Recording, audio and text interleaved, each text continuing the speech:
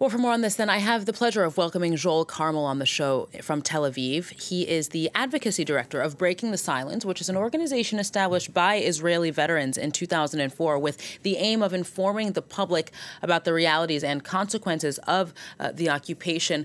Joel, thank you so much for joining us today. So I want to start then with the latest. What do you make of Israel's announcement on Sunday, the pausing of military operations for 10 hours a day in order to allow new aid corridors? Do you think this will make any difference at all? Thank you for having me. And I would say that what we're seeing, the latest developments in Israel's announcement, is effectively an acknowledgement of the failure of this previous phase, the use of GHF, which is a completely fictitious body, didn't exist beforehand and doesn't have any kind of expertise in distributing aids. So I think everyone is at the point that they understand, including the IDF, including within the Israeli government, that this was a completely ineffective way of saving the situation. And now Israel's being forced to do something, but I really doubt that this will be enough. And ultimately, if we want to bring some kind of end to this catastrophe in Gaza at the moment, there's no way other than to bring a full ceasefire. We've seen the starvation crisis in Gaza attract more international attention in recent days. It's even led some Western leaders to issue much harsher criticisms of Israel than they have thus far. But has the humanitarian situation changed anything in Israeli public opinion? Have you seen the discourse there evolve at all? I think there has been a slight shift. It's becoming harder and harder for anyone to ignore. And even though I think the Israeli media does a huge disservice to us Israelis by not really reporting what's going on in Gaza, it's becoming harder even for them to ignore the horrifying images that we're seeing from Gaza, which are broadcast widely abroad.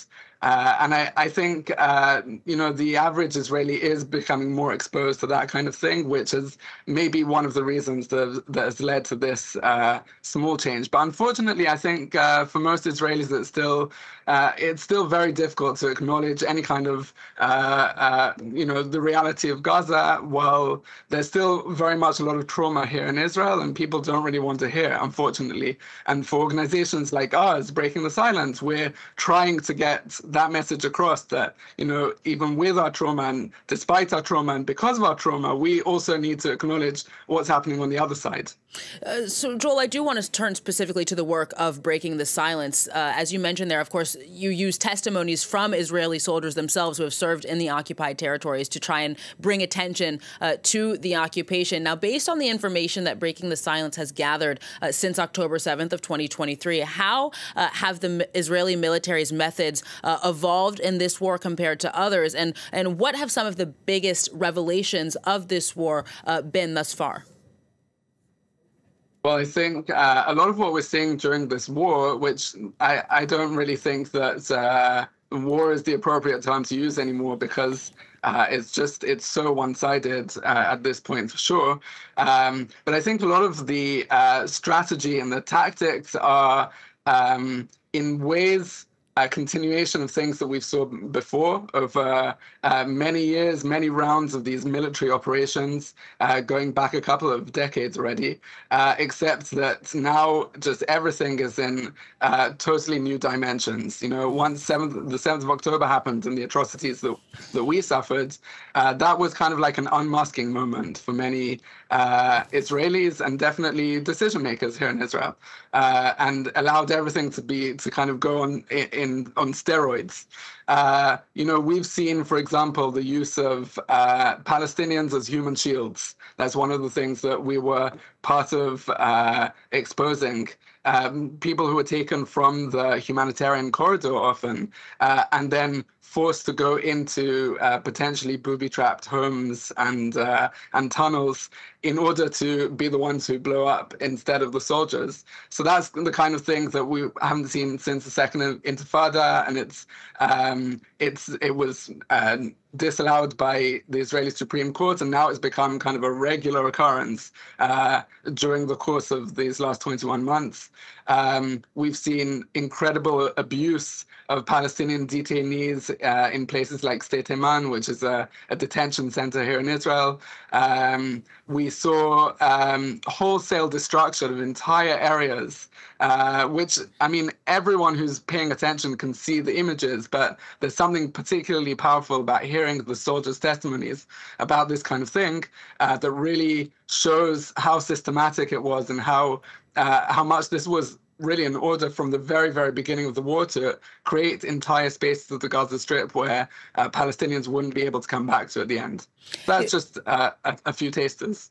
Joel, you mentioned earlier that part of the work is, of course, to bring attention to these things amongst Israelis in particular. How is your work now perceived in Israel? I mean, you're on France 24 right now today. Are you often invited, for example, to Israeli media outlets to speak about your reports and what they've revealed? I mean, I wish I could say that we are respected in the same way within Israel as we are in the international community, where we have, you know, a lot of support and a lot of people asking for interviews with us, for example.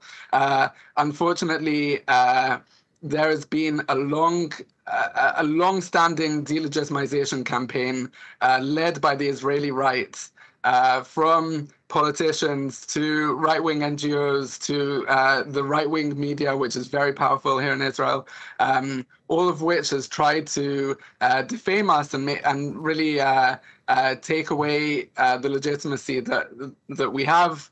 Try to show us as being in some way foreign agents, or that we are making up our sources just because we publish them anonymously in order to protect the identity of the testifiers who come forward to us. So unfortunately, that campaign has borne fruit, and many people don't want to hear what we have to say.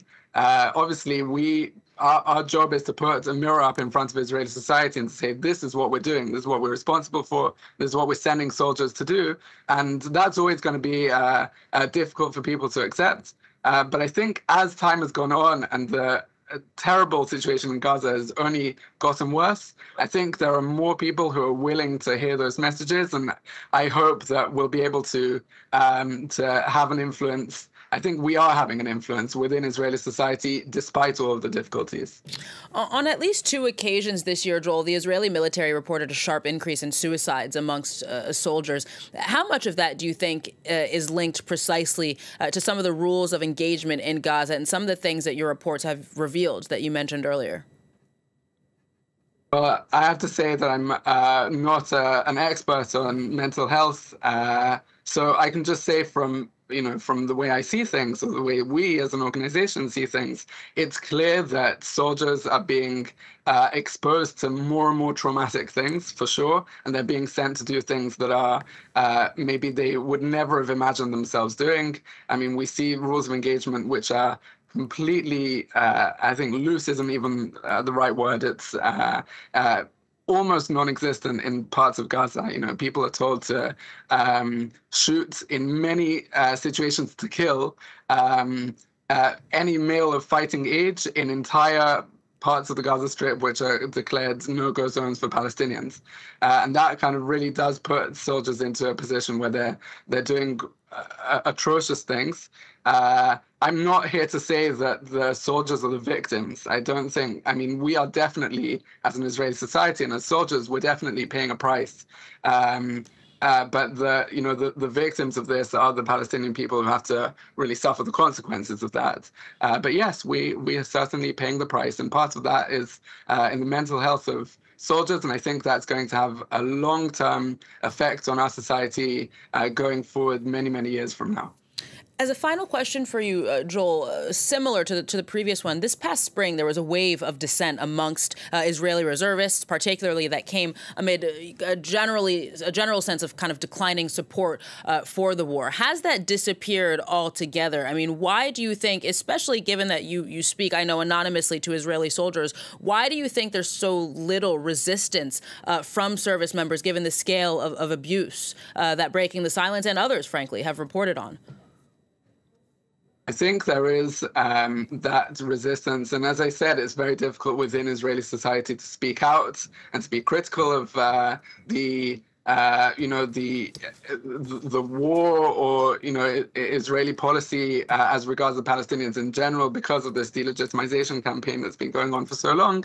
But I think that in many ways we're seeing kind of grey refusal, or if you could say, kind of undefined or undeclared refusal to go to reserve duty in many cases, where it's difficult for people to come out and outwardly say, I'm against what's going on, but people are finding all sorts of excuses. People are saying, I can't do it now. I can't be away from my family this long. I can't give up on my business. And certainly those are things that are true as well. But I think for many Israelis who find it difficult to outwardly criticize, they're finding ways out of going into the military. There aren't precise numbers on this because the military spokesman has only really released very vague things about, people are still coming in there with a lot of enthusiasm.